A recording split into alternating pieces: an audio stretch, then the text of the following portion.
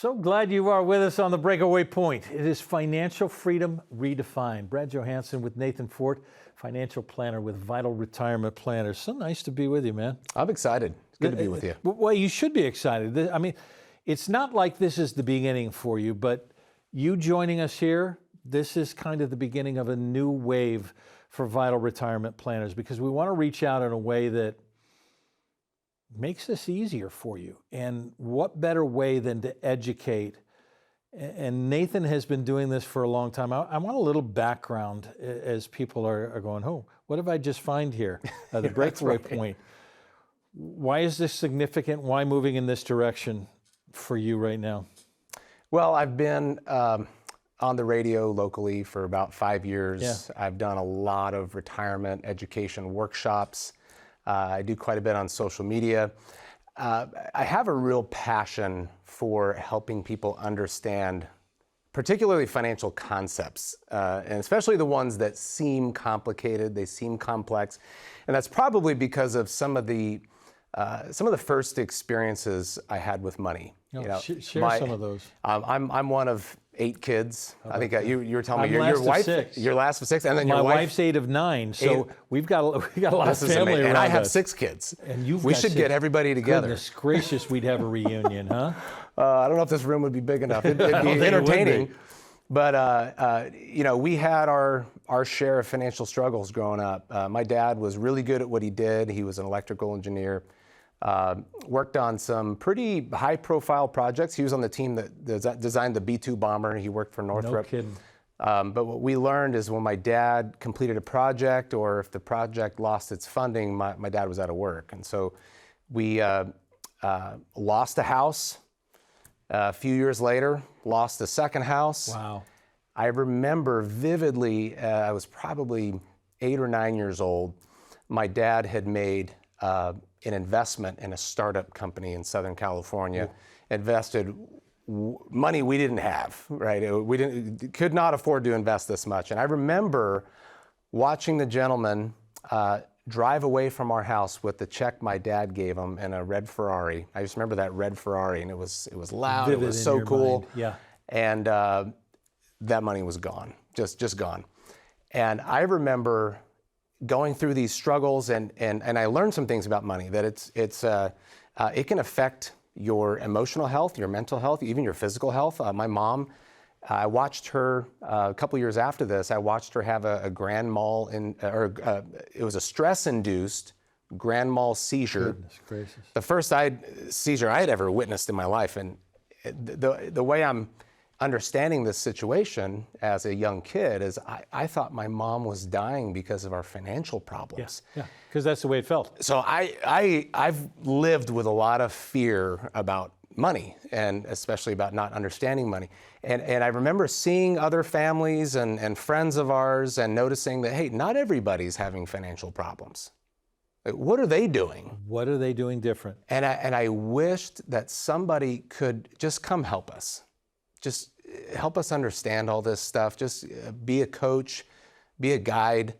And so going back to the radio show and the workshops that I do and social media, now TV, I get a lot of satisfaction out of helping people become enlightened and just doing for others what I hoped somebody would come and do for us. And so it's really a personal thing for me. I love it. Well, the idea then I want to start with shoot what you grew up with, and now what you're in is these are the rules. These are what you're supposed to do, or at least what we've been told to do to retire. And I think in the spirit of that, Nathan wants to give us an idea of how we break away from the rules.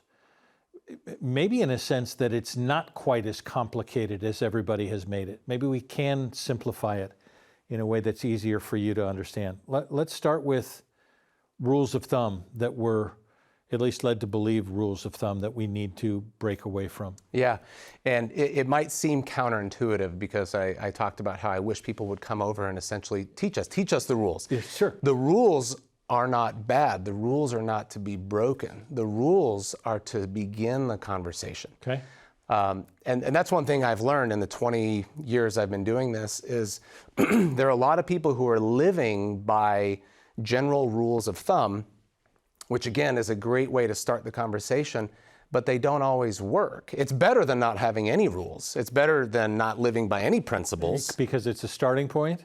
Yeah, exactly. Okay. So we want to break above, ascend above the general rules of thumb. So if we look at a few, just as an example, a lot of people are probably familiar with the 4% rule. Oh, well, I mean, you had to live by it for decades. Yeah, right. You make $1 million, that's the number you have to get to, and then you take 4% out and everybody's okay. You can take out 40 grand a year, Sure. and you're safe, right? $2 million, you can take out $80,000 a year, and you're good. Well, that rule doesn't always work. It doesn't work enough to give you the level of confidence you need to spend the money the way you need to every year in retirement. And the reason we know that is because all the studies are showing very few people follow those rules. Well, why aren't more people following them if they work so good? if they were right. Yeah. So you have all these people who, very few people actually following those rules. And this is research that Vanguard puts out. And Vanguard has an incredible research department. They have 50 million people investing through their platform, and they've got a pretty good sample. That's significant. Pretty good sample of the country, of the world. So they can identify trends, and they can see what's going on transactionally in accounts. So we get some interesting data from them, and what we're learning is people are not following the 4% rule. People are spending sporadically. Some people are not spending for years and years after retirement. Some people are just pulling everything out after a few years. It doesn't seem like there's a strategy. There are not a lot of people that have a strategy. Okay. So the 4% rule would work, and it only works on paper if you're considering market averages, if you're considering tax averages, withdrawal averages, but we don't live on averages. Real life is not averages. But see, that's what most people will walk into a financial advisor and say, what's your average rate of return? Exactly. They've been trained. Yeah, sure. Average is good if right. I find the right average. Well, if you understand math, and we and not everybody does, but you can have two individuals with exactly the same average rate of return ending up with very different balances. Yeah. It's because of the sequence of those returns, and it gets really messy if you start withdrawing from it. But the reason in the 20 years I've been doing this, I've talked with thousands of people. I mean, your neighbors, your coworkers, your family. I know more about their financial situation than they'll probably ever tell you. So I have a little bit of an insider perspective of what people are doing. And I've learned that big banks and brokerages, the big box firms, like we call them, they're not really focused on training their financial professionals to be planners, to be strategic. They're really just focused on offering investments and selling products. And one of the reasons for that, if you're a business owner, if you ever talk to a business owner, it's a lot easier to supervise your process if you allow less thinking and less strategy within your offering. And let everybody do the same thing. Yeah, so they're just going to give you a basket of investments, and if you were to ask, well, hey, how much can I withdraw from this? They're simply going to lean on that, well, it's 4%, it's easy, 4% rule. Simple. 4% rule. And people think, well, okay, but I'll take that, and people take that and they try to implement it, but they don't have the right level of confidence in that 4% rule because they don't have the clarity. They don't see how it's going to work in different markets and different tax rates. They still haven't answered the question, from which accounts do I draw from? Should there be an order? Should I draw from pre-tax traditional accounts or after-tax? So it's a soup sandwich that people leave these banks and brokerages with. So our job, what our team focuses on, is helping people achieve a higher level of clarity than they've ever had, so that you can identify how to take control intentionally of the things that matter most, that are within your control, and that's the planning part of it. And then that leads to confidence. That's the result. Those are the 3 C's I talk about on the radio show. Clarity, control, and confidence. Confidence is the result. There's no shortcut to it. You can't do it by neglecting either of the first 2 steps. So you got to have that clarity first. And not enough people have that. Where are you on any of that? On clarity? Wouldn't you like to control the things that you can control? And my goodness, wouldn't we all like to have confidence that our money is going to last until our last breath? It's the idea of doing something different. It is breaking away from the rules. And maybe you found this program for the first time for a reason, because you've been looking for something different to break away from the rules, or just to find a second opinion on somebody who says, maybe these rules that have been put in place that I've been told that I have to follow are different than what I really need to follow. 844-715-7715 for a complimentary portfolio review. Complimentary. Wouldn't you want a second opinion as to whether or not the rules are working for you? You can scan the QR code, call the number on your screen. Let's go through some more rule breaking when we return. As a good saver, you've been putting away money during your working years. Studies find that the biggest fear of retirees is running out of money. Market volatility isn't just the downward movement of stock prices, it's the size and frequency of change. The more dramatic the ups and downs, the higher the volatility. This can put savers who are newly retired or a few years away from being retired at greater risk. Today's generation of retirees is not receiving traditional pensions as our parents or grandparents did. Instead, we have retirement accounts such as 401ks or 403bs. These accounts typically expose your money to market risk. The last thing you want right before retirement is to lose a portion of the money you need for income. But how do you turn these accounts into a retirement income? Is it safe to keep all your retirement money sitting in the stock market? The last thing you want is to lose a portion of the money you need for income due to market loss. By working with a financial professional, you can learn how to turn a portion of your savings into an income stream for life and income for the life of your spouse if you're married. We all have moments in our lives when we wish we had taken action sooner. Don't let procrastination reign on your retirement parade. Act now before it's too late. Please call our office to set up your no-cost, no-obligation retirement income review today.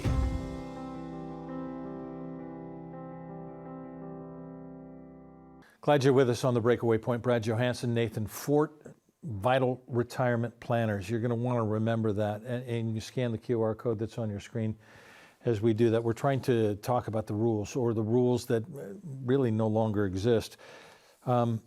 Sequence of returns, as we got past the rule of thumb of the 4%, sequence of returns risk is something that we may hear about here and there, but people don't necessarily understand. But it goes to the average that we were talking about before. The two people doing things the exact same way, trying to time everything just because of the way the world works, if we have it, where we have it. Talk to me a little bit about sequence of returns and how we got to break away from that rule. Yeah, there's a number of risks that we all face from our very first experiences with money. There are some that we don't face until we get to the point in life where we're going to break away from our job, from our business, and we're going to be self-sufficient. We're not going to rely anymore on a paycheck or income from the business. So now your cash flow is now dependent on your own assets. You got to create your own income. What do you do, right? Yeah.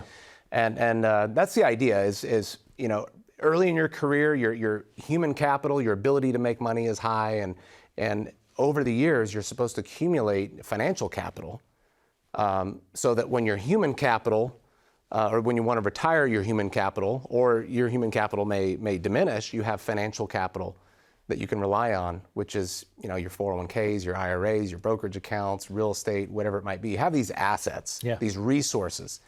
And now you're looking at drawing from them, which is very difficult for some people to do when they get to this stage in life, because what have you been doing for decades? Just save. I want to build and grow. Yeah, you've been told to save, to invest. Yeah. Don't touch this money. Stay away from this. In fact, there are IRS penalties if you touch the money, you go right? in So there, you're going to get slapped. I got you, yeah. You're going to get punished. So when you get to this threshold in life where now you're stepping away from this reliable paycheck, reliable business income, and now you've got to depend on your assets, this risk is now real for you. It's relevant to you, the sequence of returns. And for those who are unfamiliar with this term, when you are not withdrawing from your assets, your accounts can experience, say in a 10-year period, varying returns. Positive returns, negative returns, single digit, double digit in both directions, whatever. You can scramble those returns up however you want in that 10-year period.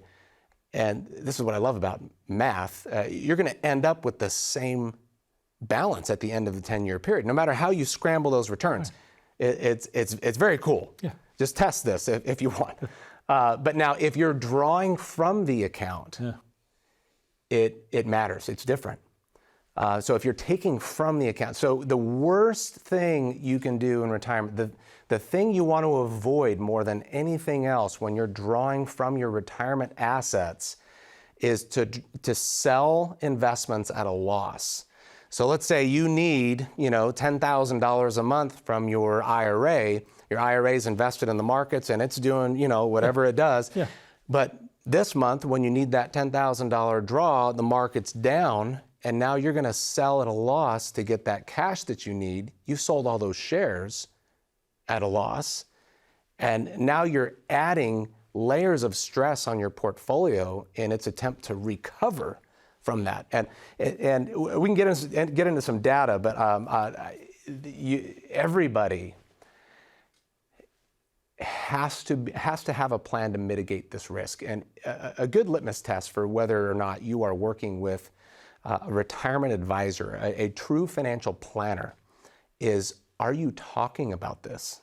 Is this part of your conversation when you're having a review? And many people are saying, no, my advisor just says, just hang on, we'll be fine. Yeah, I love all the cop-out lines. That's it. Hang in there, you're in it for the long haul. If you just take 4%, you're fine. The 4% rule. These little one-liners, and it turns my stomach every time I hear these, because in my mind, I'm just thinking, well, they're just weaseling out of helping you really put a plan together. What you need is strategy. These rules of thumb work as long as your actual experience is the average. But real retirees aren't average. We don't live in the world of average. We live in the real world. There's this, the American College of Financial Planning has done a lot of research on this. Wade Pfau he's a retirement income professor and has become a real authority in this space. And he's probably one of the loudest voices out there warning people from relying on these rules of thumb, the 4% rule, because the sequence of returns risk could slaughter you. And I'll give you an example. He looked at, there's this report, he's looking at market performance, historical data, from 1966 to 1995.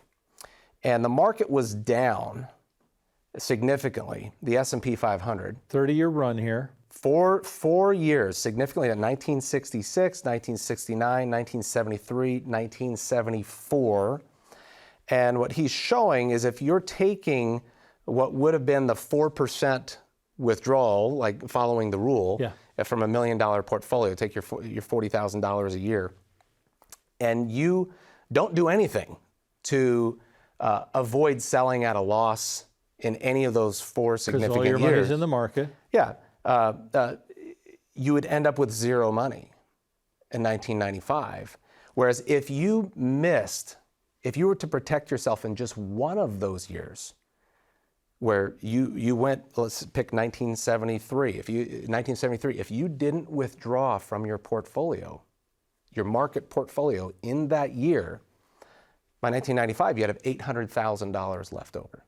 So you're talking about a difference between 0 and $800,000 just by having a buffer, meaning you're taking your needed withdrawals from some other source Safe instead of money.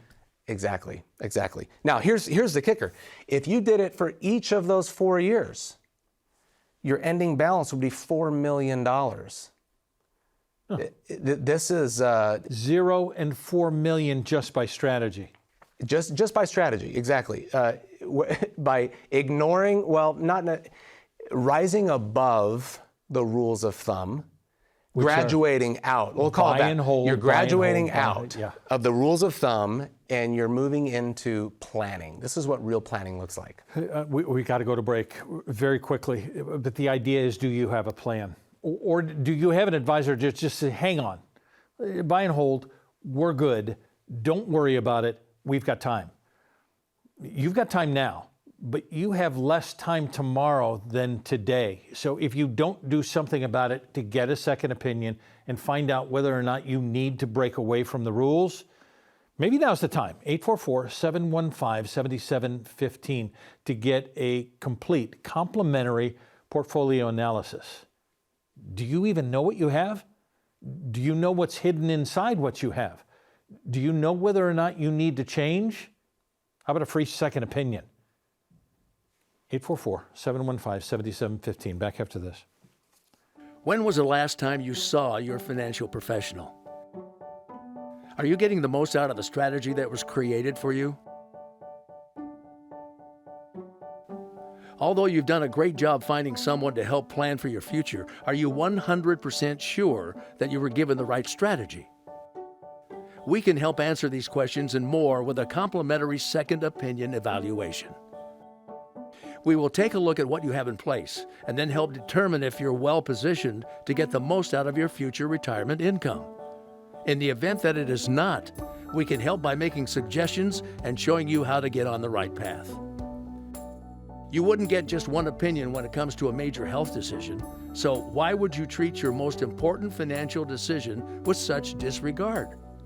Call today for your no-cost, no-obligation second opinion evaluation to see if you're getting the most out of your retirement income plan. Hey, grateful you're with us on the Breakaway Point. It is financial freedom redefined, because we're talking about how you need to change the rules. Brad Johansson with Nathan Fort, Vital Retirement Planners. We don't have a whole lot of time because there's so much to talk about, which is why we'll be back again next week. I want to talk about, and I want to put this up real quickly, folks, in addition to the phone number. Taxes are going to be your biggest hurdle in retirement, and we're going to deal with that a lot. So I want to put up vitaltaxbill.com. Nathan has put this together. What it is the money that you've put away, that you've been told to do by the rules, tax defer, tax defer, tax defer. This will tell you how much in your tax defer Uncle Sam wants now when you do RMDs, required minimum distributions, and how much it's going to be to pass on to the next generation. And the strategies on the other side to be able to keep more money in your pocket. I apologize, you can't unsee this number. You want to go to this right now. Do it very quickly. The show's almost over. We want to get into this, but why accounting for taxes, timing, and coordination do we need to pay attention to what the rules were and what we need to change here? Yeah, the rules of thumb completely neglect this whole area: taxes, timing, and coordination. I'll give you an example. The IRS is a shareholder. That's the best way to look at it. The IRS is a shareholder of your IRA, of your 401k. Yeah. Now imagine having a business. You have a business partner, and your business partner really isn't doing much to contribute to the business. It's just kind of lazy. Yeah. But at your business partner's discretion, he can change his percentage ownership of the business. Mm-hmm. How soon are you going to buy out that partner? What a beautiful analogy. I mean, one of the best ways I've ever heard it put. It's exactly the same principle. I do workshops a lot, and I'll ask people, raise your hand if you believe tax rates will go up. And every hand usually is up. And it's not just them, the experts are all saying the same thing. It doesn't make sense to me, and it shouldn't make sense to anybody who believes tax rates are going to go up, to defer taxes on your retirement accounts when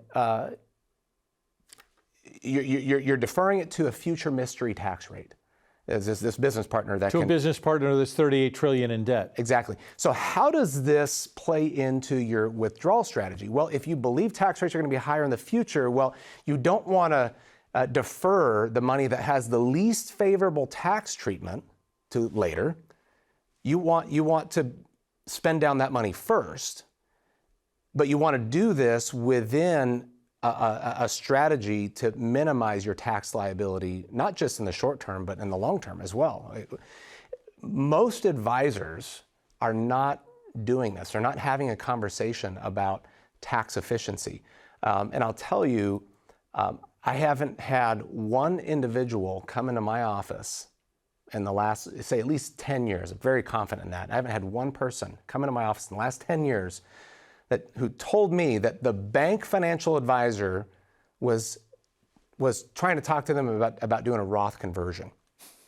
It just hasn't happened. And so I've just been curious as to why that is. Why are so few people, especially big banks and brokerages, talking about Roth conversions? Well, for one, maybe they don't understand the potential benefit from that.